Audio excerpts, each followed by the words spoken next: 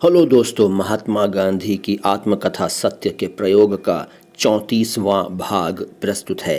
Pretoria जाते हुए मैं डरबन में रहने वाले ईसाई हिंदुस्तानियों के संपर्क में भी तुरंत आ गया। वहाँ की अदालत के दुभाषिया मिस्टर पॉल रोमन कैथोलिक थे। उनसे परिचय किया और प्रोटेस्टेंट मिशन के शिक्षक स्वर्गीय मिस्टर सुभान गॉडफ्रे से भी परिचित हुआ। इन्हीं के पुत्र जेम्स गॉडफ्रे यहाँ दक्षिण अफ्रीका के भारतीय प्रतिनिधिमंडल में पिछले साल आए थे। इन्हीं दिनों स्वर्गीय पारसी रुस्तम जी से परिचय हुआ और तभी स्वर्गीय आदम जी मियाँ खान के साथ जान पहचान हुई। ये सब भाई अभी तक काम के सिवा एक दूसरे से मिलते न थे, लेकिन जैसा कि हम आगे चलकर देखेंगे, बाद में ये एक दूसरे के काफ़ी नज़दीक आए। मैं इस प्रकार जान पहचान कर रहा था कि इतने में फर्म के वकील की तरफ से पत्र मिला कि मुकदमे की तैयारी की जानी चाहिए और ख़ुद अब्दुल्लाह सेठ को प्रिटोरिया जाना चाहिए अथवा किसी को वहाँ भेजना चाहिए। अब्दुल्लाह सेठ ने वो पत्र मुझे पढ़ने को दिया और पूछा, आप प्रिटोरिया जाएंगे? मैंने कहा, मुझे मामला समझाइए तभी कुछ कह सकूँगा। अभी तो मैं नहीं जानता कि मुझे वहाँ क्या करना होगा। उन्होंने अपने मुनीमों से कहा कि वे मुझे मामला समझा दें। मैंने देखा कि मुझे ककहरे से शुरू करना होगा। जब मैं जंजीबार में उतरा था तो वहाँ की अदालत का काम देखने गया था। एक पारसी वकील किसी गवाह के बयान ले रहे थे और जमानामे के सवाल पूछ रहे थे। मैं तो जमानामे में कुछ समझता ही न था। बही खाता न तो मैंने हाई स्कूल में सीखा था और न विलायत में। मैंने देखा कि इस मामले का दारोमदार बहियों पर है। जिसे बही खाते की जानकारी हो वही इस मामले को समझ और समझा सकता है। जब मुनीम नामे की बात करता तो मैं परेशान होता। मैं पी नोट का मतलब नहीं जानता था। कोश में ये शब्द मिलता न था। जब मैंने मुनीम के सामने अपना अज्ञान प्रकट किया तब उससे पता चला कि पी नोट का मतलब प्रॉमिसरी नोट है। मैंने बही खाते की पुस्तक खरीदी और पढ़ डाली। कुछ आत्मविश्वास उत्पन्न हुआ। मामला समझ में आया। मैंने देखा कि अब्दुल्लाह सेठ बही खाता लिखना नहीं जानते थे, पर उन्होंने व्यावहारिक ज्ञान इतना अधिक प्राप्त कर लिया था कि वे बही खाते की गुत्थियां फ़ौरन सुलझा सकते थे। मैंने उनसे कहा, मैं प्रेटोरिया जाने को तैयार हूँ। सेठ ने पूछा, आप कहाँ उतरेंगे? मैंने जवाब दिया, जहाँ आप कहें।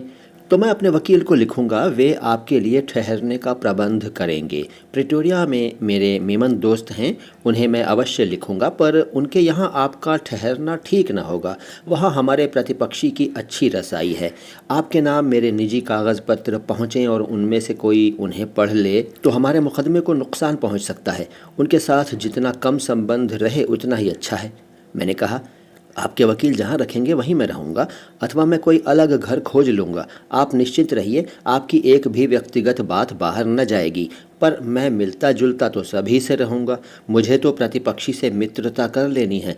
मुझसे बन पड़ा तो मैं इस मुकदमे को आपस में निपटाने की भी कोशिश करूँगा। आखिर तैयब सेठ आपके रिश्तेदार ही तो है ना। प्रतिपक्षी स्वर्गीय तैयब हाजी खान मोहम्मद अब्दुल्लाह सेठ के निकट संबंधी थे।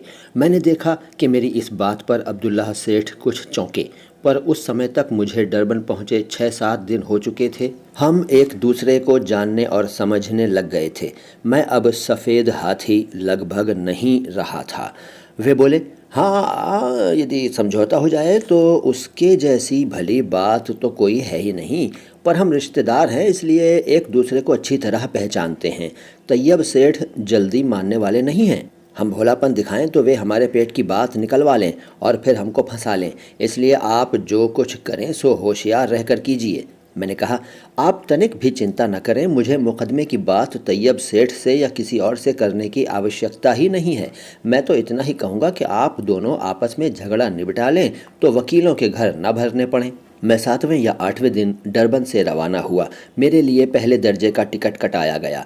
वहाँ रेल में सोने की सुविधा के लिए 5 शिलिंग का अलग टिकट कटाना होता था। अब्दुल्लाह सेठ ने उसे कटाने का आग्रह किया, पर मैंने हठवश, अभिमानवश और 5 शिलिंग बचाने के विचार से बिस्तर का टिकट कटाने से इनकार कर दिया। अब्दुल्लाह सेठ ने मुझे चेताया, देखिए, ये देश दूसरा है, हिंदुस्तान नहीं है। खुदा की मेहरबानी है, आप पैसे की कंजूसी न कीजिए, आवश्यक सुविधा प्राप्त कर लीजिए। मैंने उन्हें धन्यवाद दिया और निश्चिंत रहने को कहा। ट्रेन लगभग 9 बजे नेटाल की राजधानी मैरिट्सबर्ग पहुंची। यहाँ बिस्तर दिया जाता था। रेलवे के किसी नौकर ने आकर पूछा, आपको बिस्तर की ज़रूरत है? मैंने कहा, मेरे पास अपना बिस्तर है। वो चला गया। इस बीच एक यात्री आया, उसने मेरी तरफ देखा, मुझे भिन्न वर्ण का पाकर वो परेशान हुआ, बाहर निकला और एक दो अफसरों को लेकर आया। किसी ने मुझे कुछ न कहा। आखिर एक अफसर आया, उसने कहा, इधर आओ, तुम्हें आखिरी डिब्बे में जाना है। मैंने कहा, मेरे पास पहले दर्जे का टिकट है। उसने जवाब दिया, इसकी कोई बात नहीं, मैं तुमसे कहता हूँ कि तुम्हें आखिरी डब्बे में जाना है। मैं कहता हूँ कि मुझे इस डब्बे में डरबन से बिठाया गया है और मैं इसी में जाने का इरादा रखता हूँ। अफसर ने कहा, यह नहीं हो सकता, तुम्हें उतरना पड़ेगा और न उतरे तो सिपाही उतारेगा।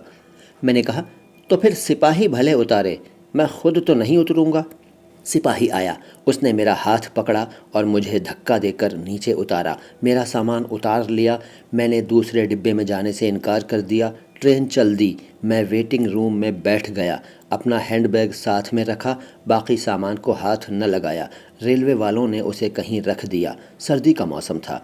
दक्षिण अफ्रीका की सर्दी ऊंचाई वाले प्रदेशों में बहुत तेज़ होती है। मैरिट्सबर्ग इसी प्रदेश में था। इससे ठंड खूब लगी।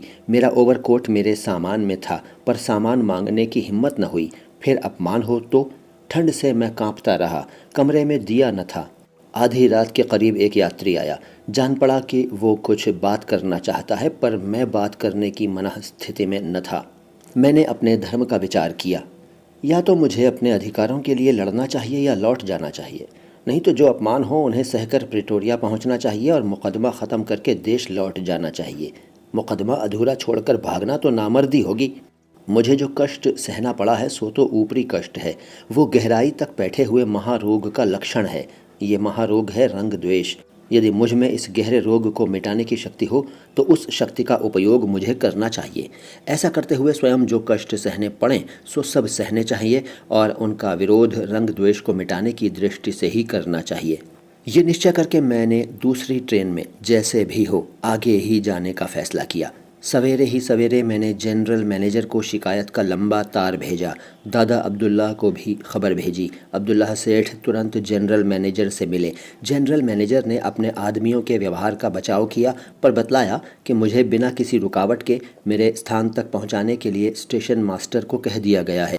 अब्दुल्ला सेठ ने मैरिट्सबर्ग के हिंदू व्यापारियों को भी मुझसे मिलने और मेरी सुख सुविधा का ख्याल रखने का तार भेजा और दूसरे स्टेशनों पर भी इसी आशय के तार रवाना किए।